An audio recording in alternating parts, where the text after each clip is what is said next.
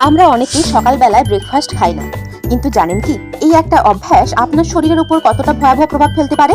Breakfast না করলে শরীর পর্যাপ্ত গ্লুকোজ পায় না, ফলে এনার্জি কমে যায়, ক্লান্তি এবং মাথা ঝিমঝিম করে। গ্লুকোজ না পেলে ব্রেন ঠিকমতো কাজ করতে পারে না, ফলে মনোযোগ কমে যায়, কাজের প্রোডাক্টিভিটি কমে যায়। আবার খালি পেটে দীর্ঘ সময় থাকলে অ্যাসিডিটি, গ্যাস, পেটে জ্বালা পোড়া এসব সমস্যা বাড়তে পারে। অনেকে ভাবে ব্রেকফাস্ট না খেলে শরীরের ওজন কমে, আসলে উল্টোটা। দেরিতে খাবারের কারণে শরীর অতিরিক্ত ফ্যাট ধরে রাখে।